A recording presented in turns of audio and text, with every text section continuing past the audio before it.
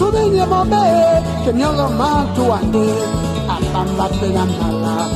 Jumba tilambo, lema maso ambaye, na yeke tenge, nasima pula miambo, iyo na malande.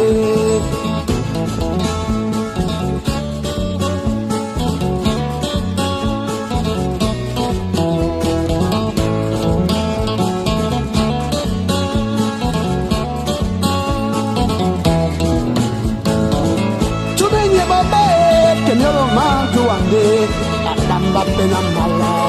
Jumba tilambo, mlema maso ambaye, na yeke tenge, sima pula miamo, yo na malande.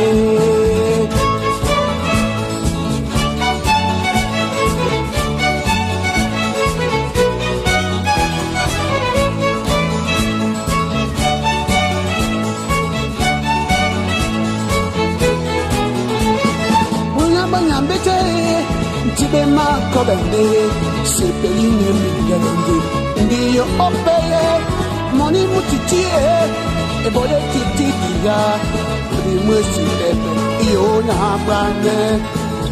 Awase, awase, awase, awase webobe. Ayona, ayona, yo ayona.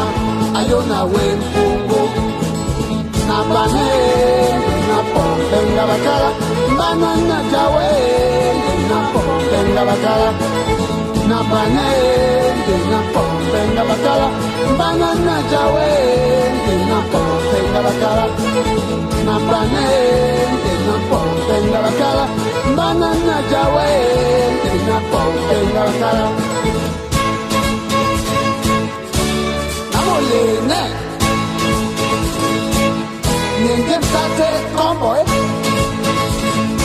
Anga no miselempa Mana kumanemba Nambane Na pompenga wakala Banana jawe Na pompenga wakala Nambane Na pompenga wakala Banana jawe Na pompenga wakala Namane, na pompenga bakala, banana jawe, na pompenga bakala. Namane, na pompenga bakala, banana jawe, na pompenga bakala. Namane, na pompenga bakala, banana jawe, na pompenga bakala. Pesiti, amole, ne. Kate combo, mana ayo no mi selemba, kumanenta na bane na pompenga bakala, banana jawe, na bane na pompenga bakala, banana jawe, na bane na pompenga bakala, banana jawe.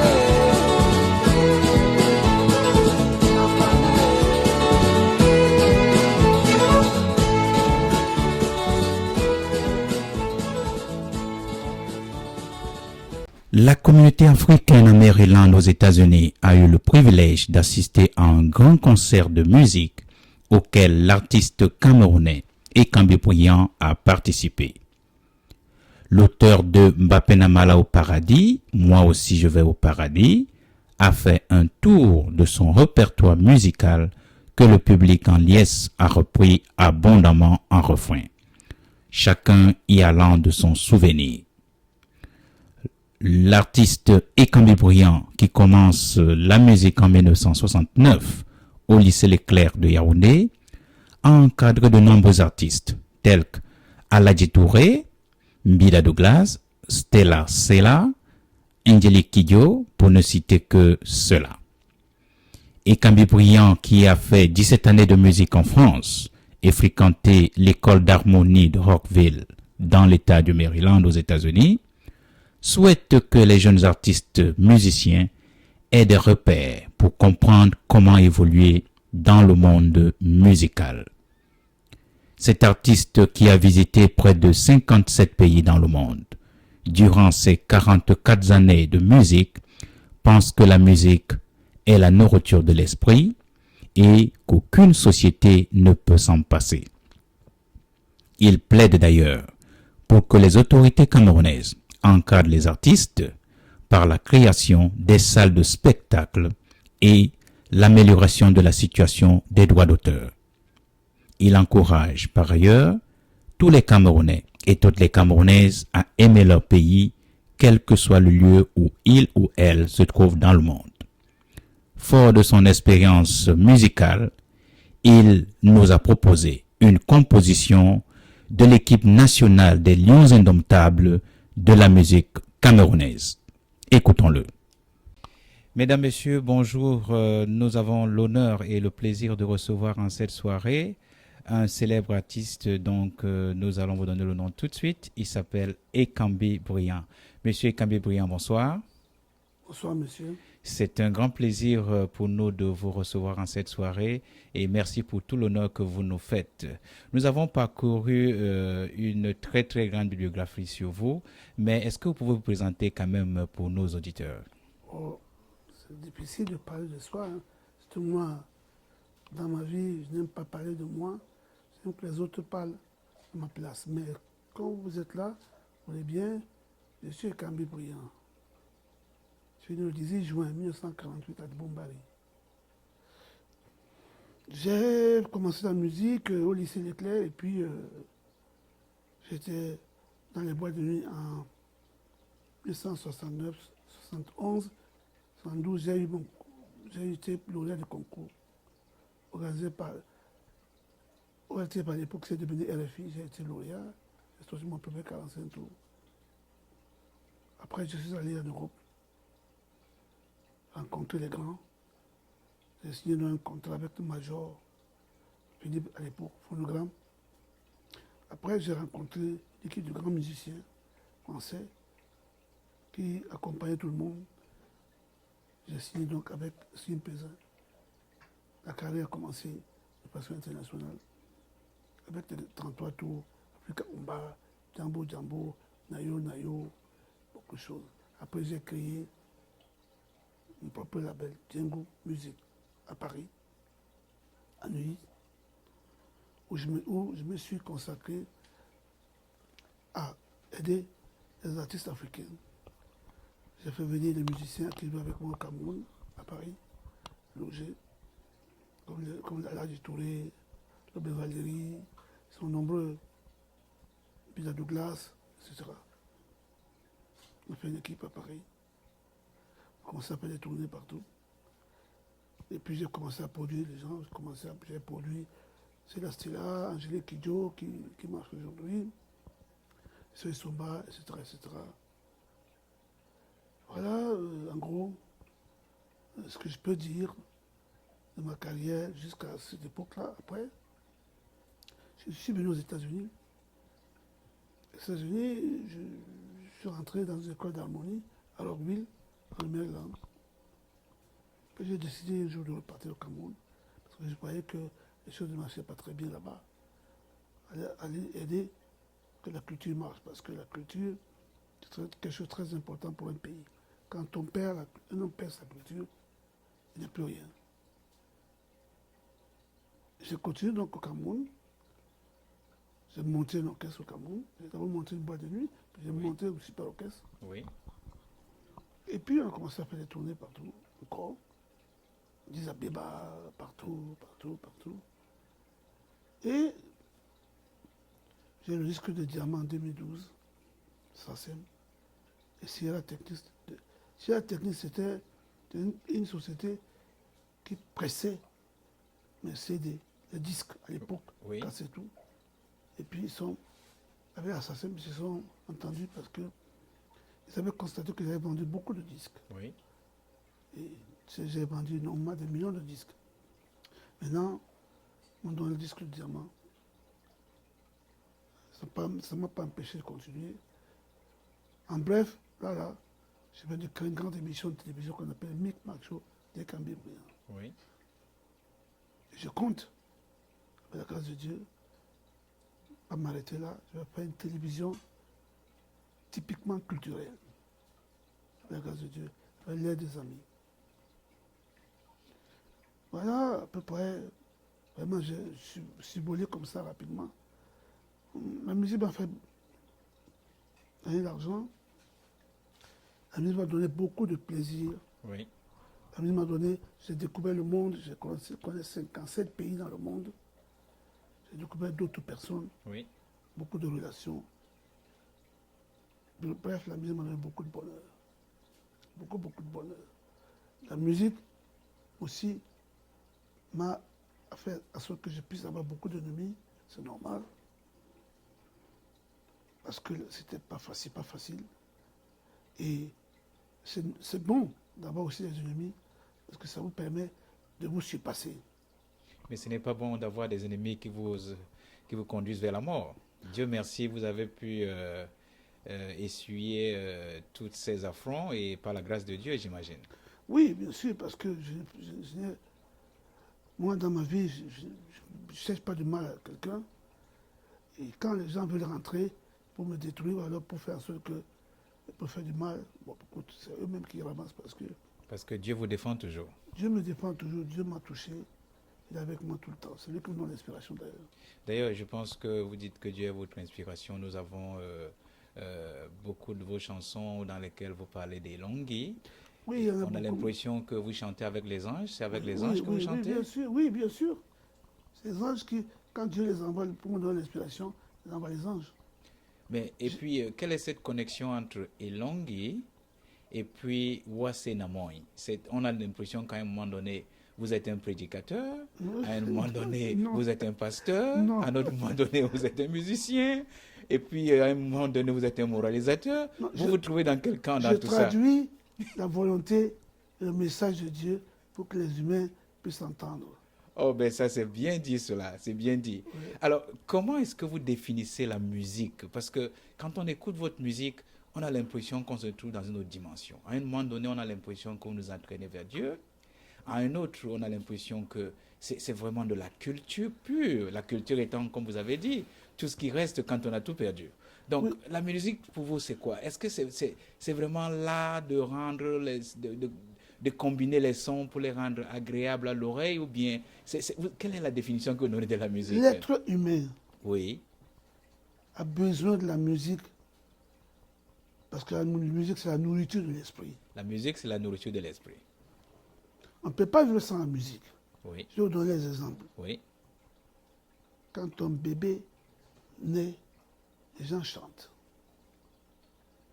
Quand les gens vont à l'église, la plupart du temps, c'est chanter. chanter. D'ailleurs, on dit que chanter, c'est prier 2 fois. Quand quelqu'un disparaît, il meurt, la musique, les gens chantent.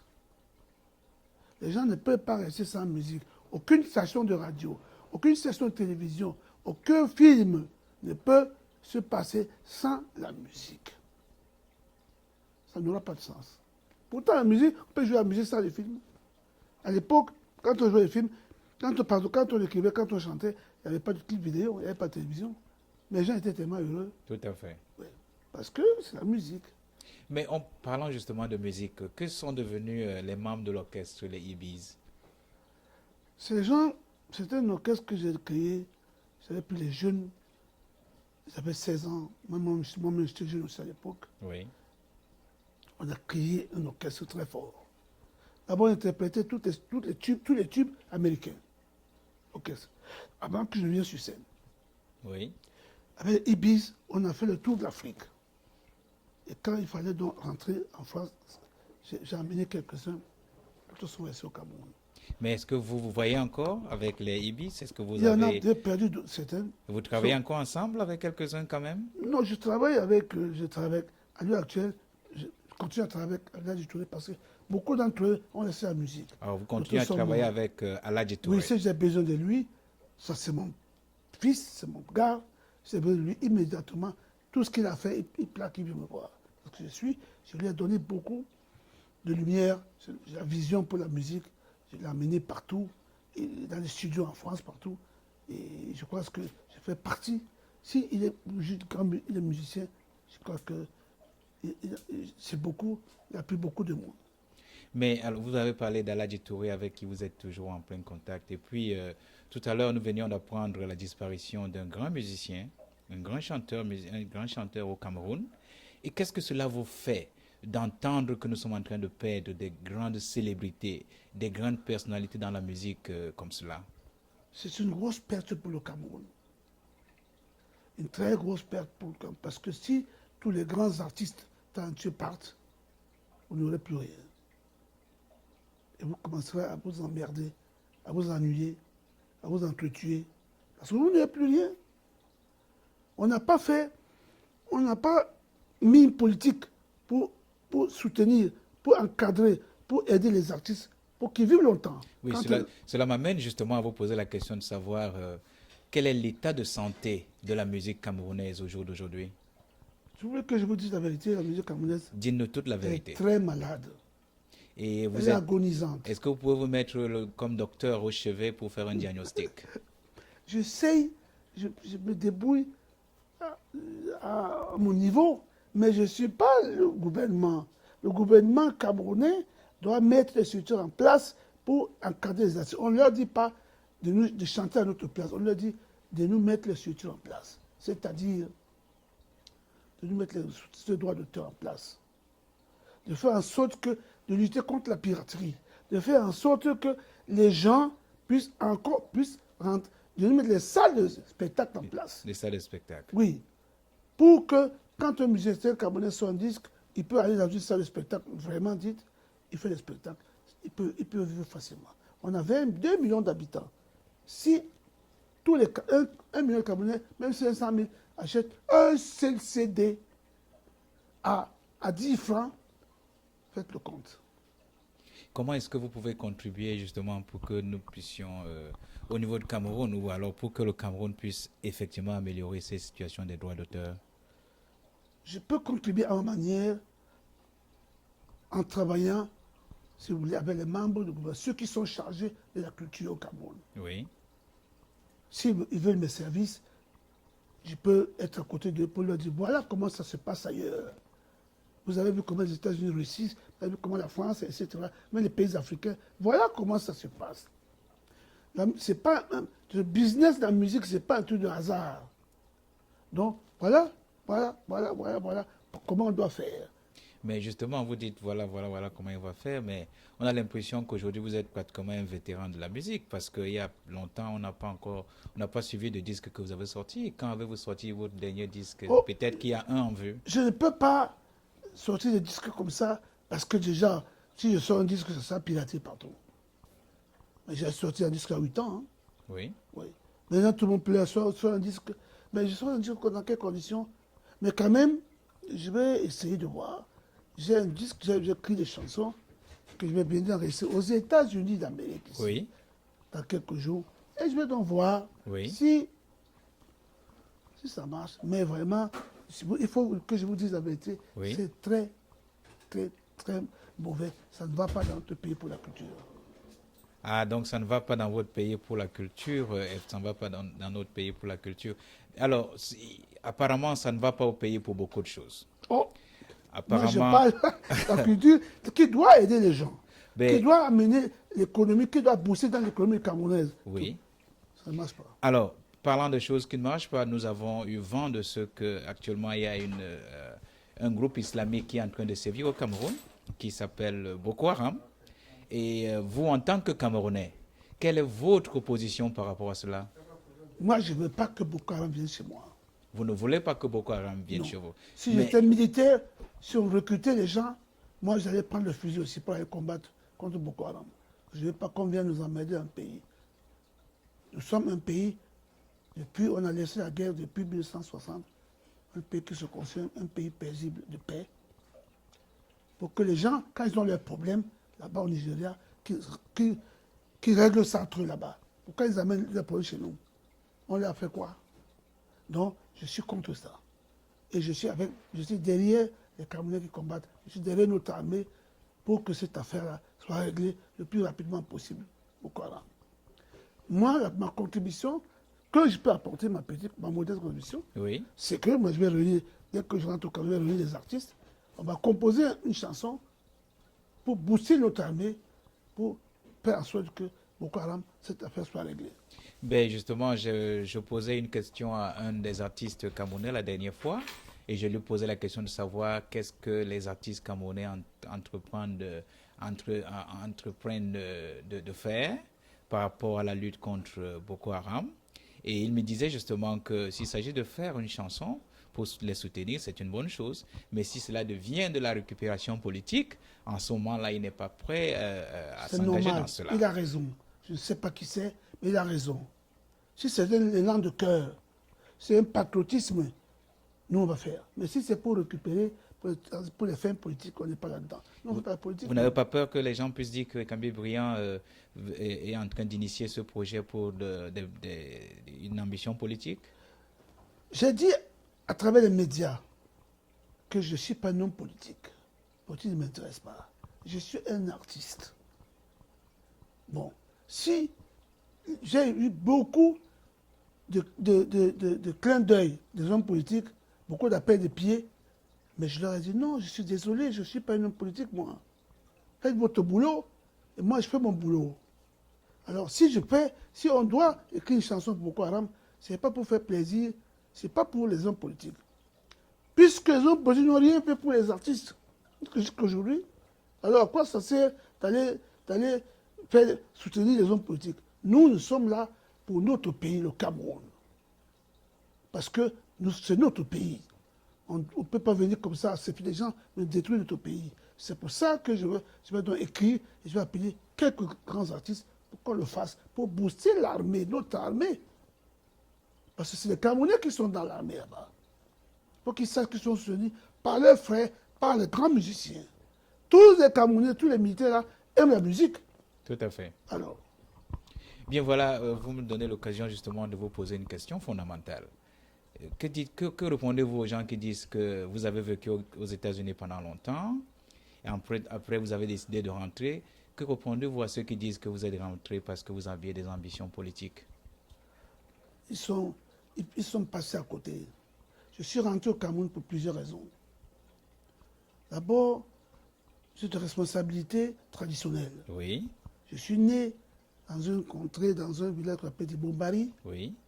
Et à Dibombari, j'ai une place de responsabilité traditionnelle. Ben, en tant que responsabilité traditionnelle, vous êtes un auxiliaire de l'administration, donc vous êtes Non, ça n'a rien à pratiquement voir. côte à côte avec le sous-préfet. Oui, je travaille avec le sous-préfet parce que je lui dis ce qui se passe dans mon pays. Et lui, il met sa politique. Je dis non, voilà comment nous on veut faire. Nous on veut que ça soit chez nous. Oui, Voilà. Donc je suis rentré là-bas. Deuxièmement, je suis rentré parce que je me suis dit que je suis plus utile au Cameroun oui. au niveau de la culture. Parce qu'il n'y a pas de grands artistes visionnaires comme moi. Il n'y en a pas beaucoup au Cameroun. Il faut donc aller réorganiser la culture là-bas. Oui. Il faut que les jeunes qui commencent voient un exemple. Il faut qu'ils voient, qu'ils aient des repères. Ils n'ont pas de repères. Quand on n'est pas là, ils ne sauront pas comment se comporter sur scène. Oui, Oui, comment on joue sur scène. Oui. Ils ne sauront pas comment on écrit une chanson, comment on travaille dans le studio. Voilà. Comment un artiste doit se comporter dans la société. Ils ne sauront pas ça.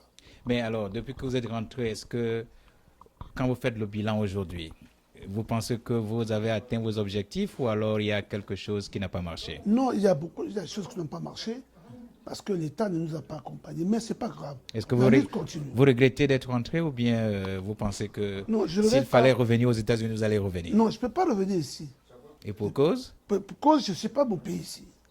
Mon pays, c'est le Cameroun. J'ai connu 55 pays dans le monde. J'ai vécu 17 ans en France, j'ai vécu aux États-Unis, le plus grand pays du monde, mais ça ne me flatte pas de venir m'installer ici. Si je viens m'installer ici, ma maman a 90 ans. Si je n'étais pas parti au Cameroun, je serais mort depuis. Le fait que je sois là-bas, même quand je bouge, elle sait que je suis là. Je viens contrôler.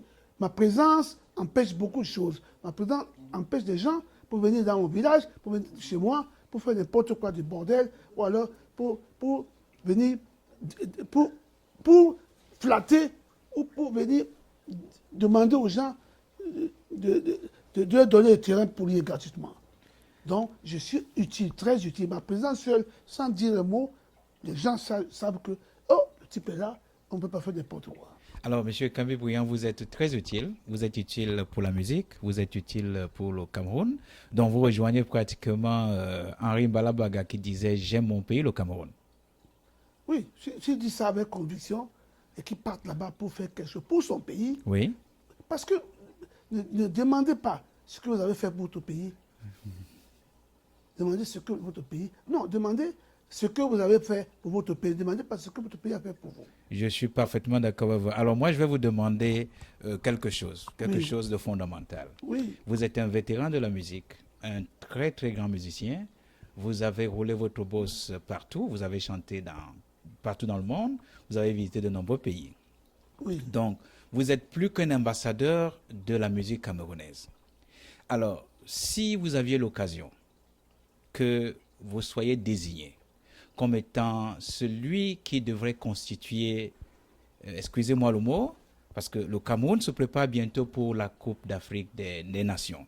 Oui. Alors, si on vous donnait la responsabilité, on dit, écoutez, monsieur Kambi Bouyan, vous êtes le coach de l'équipe nationale de musique du Cameroun. Alors, je vais vous donner l'occasion de faire le classement. Quelle serait la composition de votre équipe? Je suis exigeant.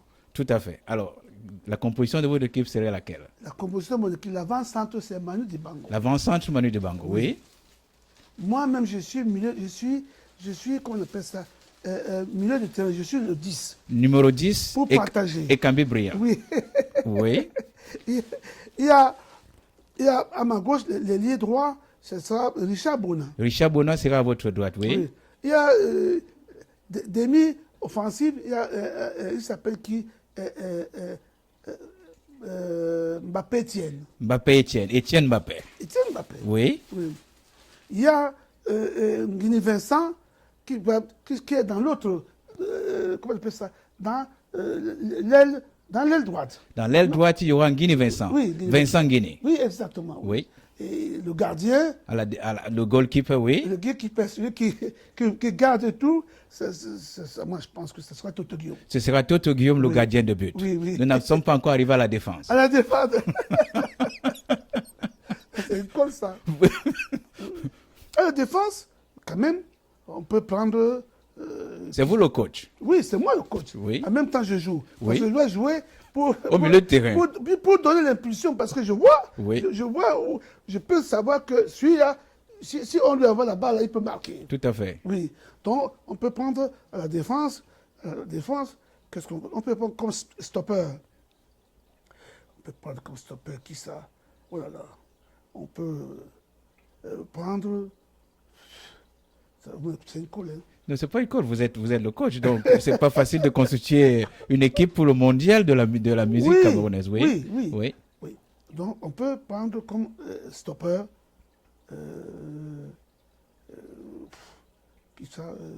moi je pense qu'on peut prendre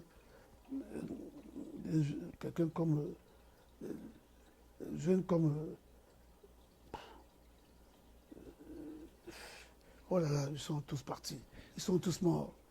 Vraiment. Ben vous devez prendre Guy Lebert comme stopper.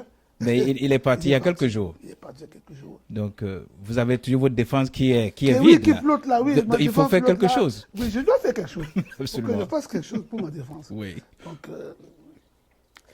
je peux prendre, qu'est-ce que vous voulez? Je peux prendre un gars comme Guy Sanguin. Oui, Guy Sanguin. Oui. C'est déjà quelqu'un, oui. Je peux prendre quand même, parce que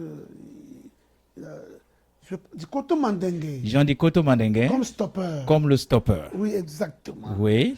Il a la taille. Oui. Il est solide. Oui, tout à fait. Lui, comme stopper. Oui. Assisté à gauche, latéral gauche, Guy Sanguin. Guy Sanguin. Latéral droit, Richard Epesser. Etc. Waouh. Tal-André Marie. Oui. Tal-André Marie, il est comme demi-défensif. Donc il est pratiquement à côté de vous. À côté de moi, bien sûr. Tout à fait. Il envoie la balle tout à l'heure, on parle. Tout à fait. Kemayo, oui. Kemayo il est comment on appelle ça? Il est... Vous parlez de Elvis Kemayo. Elvis Kemayo. Oui. Oui, c'est lui. Oui. Il doit être à côté de... Je crois qu'à côté de demi-défensif. À côté de demi-défensif. Oui. Voilà. Ouais, l'équipe Alors, peut vous faire. pensez qu'il y a des gens que vous allez mettre au banc de touche? Oui, Oui. tous. Oui, Il y a vous des pouvez, jeunes. pouvez citer leur nom Oui, parce que... oui, bien sûr, il y a les Sergio Polo, Oui. il y a les petits pays. Petits pays. Oui, ils sont nombreux. Il y a comment on appelle ça? Il y a les papillons. Il y a les papillons. Ouais, c'est les jeunes. Oui. Ils ont beaucoup plus d'énergie. Oui. Quand nous on est fatigués, ils peuvent rentrer. Ils peuvent rentrer, oui. Oui. Oui, ils sont nombreux, ils sont là. Il y a les jeunes Pico Siman, Oui. comme Tonton Ibogo. Tonton Ibogo Emeran. Ibogo Emeran, oui. Oui, Ibogo oui. Emeran, lui, il peut être avec nous. Oui, tout à fait. Ouais. Ah, voilà. Mais vous pensez que quel serait le gardien de but remplaçant dans l'équipe de cette musique? Parce que vous avez cité Toto Guillaume tout à l'heure Oui. comme étant le goalkeeper. Oui. Alors, qui Parce que serait son remplaçant? Tout notre espoir est en lui quand on déborde. Tout à fait. En musique. En musique. Oh là oui. là, ça Oui. c'est bien dit. Oui, oui. Toto Alors- Guillaume, c'est un géant de la musique. Oh là Il y a, je crois que la personne qui peut remplacer un peu, c'est Beka Tobi. Berkatobi pour pouvoir remplacer Toto Guillaume. Mais c'est un gardien remplaçant qui ne peut pas remplacer Togi. Togi est le gardien titulaire. Voilà. Alors dites-moi un peu, s'il y a un penalty, c'est-à-dire s'il faut composer la meilleure note musicale dans cette équipe que vous avez composée. Alors on dit, là maintenant c'est le penalty musical. Oui. Vous êtes le coach. Et mais c'est curieux, un coach qui joue aussi. Oui. C'est pas souvent que cela Moi arrive. aussi, je suis coach. Moi, je veux que je sois coach. Oui. J'ai deux personnes qui doivent tirer. Oui. Si Manu Bango ne tire pas, c'est Toto Guillaume qui va tirer. Donc, si Manu Dibango ne tire pas cette note de musique, donc ne Toto tire Guillaume. pas, c'est Toto Guillaume qui va tirer. Exactement. Donnez-nous un peu les raisons pour lesquelles vous pensez que ça doit être Manu Dibango ou alors Toto Guillaume. Manu Bango, à cause de son grand talent, Oui, à cause de sa grande expérience, oui, très grande expérience dans Oui. la musique, il peut savoir, il peut, quand une musique joue, il peut savoir exactement où est-ce qu'il y a une défaillance, où immédiatement faire mettre une croche et double croche. Dr Guillaume, c'est un géant des arrangements.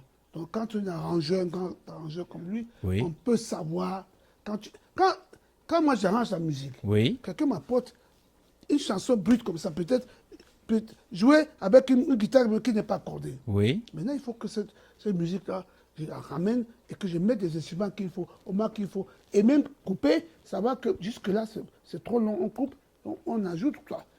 Aider pour le refrain. Oui. Et même pour le pont. Donc, Voilà. quand tu es arrangeur, voilà ton boulot. Voilà, Monsieur Kabi Briand, vraiment nous avons été émerveillés. Nous avons tellement été émerveillés que vous avez constitué l'équipe nationale de musique du Cameroun. Et ça vous a pris quelque temps, mais en tant que coach, effectivement, j'ai vu que nous avons constaté que le classement n'était pas du tout facile. Oh, les gens que je vous dis là, Oui, les artistes que je vous dis là, les artistes joueurs, oui, je suis dans la musique depuis 44 ans. 44 ans. Oui. En dehors, comme professionnel. Oui, Mais avant, j'ai joué dans les lycées et tout ça. oui, Ouais. Je connais le paysage musical. Quand je suis assis, oui, ou j'écoute la radio, quand Oui. un Américain, oui, un Espagnol, oui, j'écoute jouer, je sais là où il va tout de suite. tout à fait. Je sais qu'il va aller comme ça. Oui. Je ne connais pas la chanson, hein, Oui, mais immédiatement je sais. Vous savez. Je sais comment, je peux te dire, voilà comment il a classé ses instruments. Ça va aller comme ça. Immédiatement, je peux vous dire, c'est tel instrument qui va sortir là tout de suite. Et ça sort. bien voilà, Monsieur Kambi Briand, nous tirons au terme de cet entretien. S'il y avait une question qu'on ne vous a pas posée, quelle serait la question que vous aimeriez que nous puissions vous poser? Oh, j'aimerais que vous posiez la question de nos pays, le Cameroun. Oui, Si j'ai quelque chose à dire aux Camerounais, il faut que les Camerounais soient solidaires. Que les Camerounais aiment leur pays tout à fait. et qu'ils défendent leur pays. Oui, Parce qu'on n'a qu'un seul pays au monde. Même si, pour des raisons, plusieurs raisons, ils ont une nationalité différente, ils cherchent leur pain quotidien et tout, mais que leur cœur batte pour le Cameroun, pour leur pays. C'est très important. Pour leur pays. Oui. Que leur cœur batte très fort pour leur pays. pour le berceau de nos ancêtres. Exactement, monsieur. Bien voilà, nous vous remercions infiniment. Vous nous avez fait un grand honneur en acceptant l'invitation de Cameroun Vibes. Qu'est-ce que vous pensez de Cameroun Vibes? Je ne vous ai jamais connu, c'est la première fois que je vous vois, mais je pense que les questions que vous m'avez posées sont pertinentes. Oui. On me pose rarement de telles questions. On ne vous pose jamais de telles questions de Non, par le on monde. me pose ça rarement. Donc je suis très émerveillé parce que vous avez pu choisir les questions qu'il fallait et parler des problèmes des artistes et parler de la situation de notre pays. C'est ça qui me préoccupe plus que tout. Vous n'avez pas dit, vous êtes rentré vraiment dans le coup, dans le de la musique.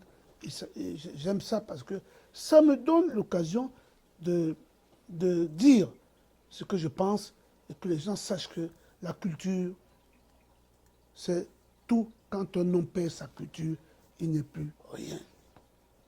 Bien voilà, Monsieur Kambil Briand, nous voulons vous remercier pour le temps que vous nous avez accordé.